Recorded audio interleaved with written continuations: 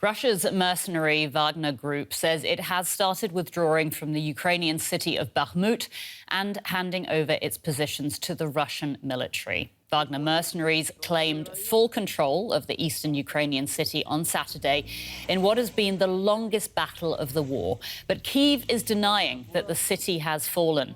Wagner leader Yevgeny Prigozhin says his troop withdrawal will be completed by the 1st of June, but he says his forces will be prepared to return to Bakhmut if the regular Russian army is unable to manage the situation there. Let's get more from Marina Miron, a senior fellow in war studies at King's College London. Welcome to you, Marina. Now, Prigozhin has threatened to pull his troops out of Bakhmut several times. It's never happened. Do you think that they are really going to leave now?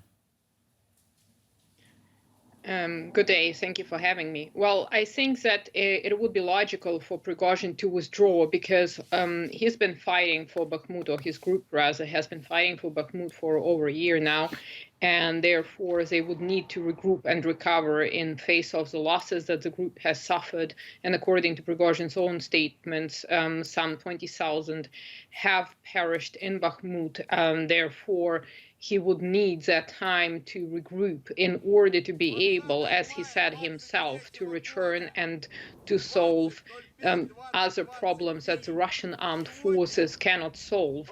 Therefore, we do expect that Prigozhin will indeed withdraw and take a backseat for a while before there is a new task for the Wagner group in Ukraine. As you say, I mean, they've been leading the months-long battle for Bakhmut now. So rather than taking on a new role in the next phase of the war, you think they're going to keep a low profile for now?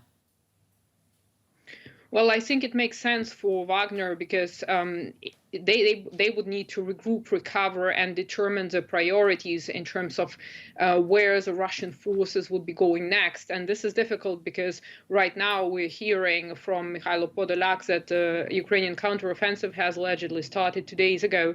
So we don't know where this center will be, the next center, when it comes to the battlefield. We have several areas where the Ukrainian troops trying to move forward. They're doing battle reconnaissance. However, I think that because Bakhmut is now cleared, according to Prigozhin, holding Bakhmut will be a lesser task, which he hopes that the Russian armed forces will be capable of doing so that he can do something else. And therefore, he would need a couple of months to regroup, recover, and maybe sort the differences with the Ministry of Defense, the differences that arose some 6 months ago related to his criticisms of the military in general.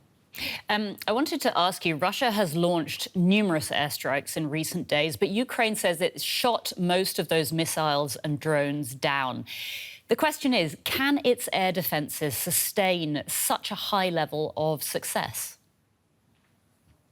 Well, I think given the fact that the leaked intelligence documents a couple of weeks ago indicated that Ukraine is indeed lacking in air defense missiles, what the Russians are probably trying to do is to deplete Ukrainian air defense systems so that they can take advantage then and increase the role for their air force to support ground forces. So apparently, the idea is depleting and sending as many missiles and drones as possible in order to then be able to gain air superiority. And this comes especially in light of the discussions of the transfer of F-16s to Ukraine. So Russia is probably trying to use this window of opportunity to establish air superiority over Ukraine. Marina Miron from King's College London, thanks so much for that analysis. Thank you.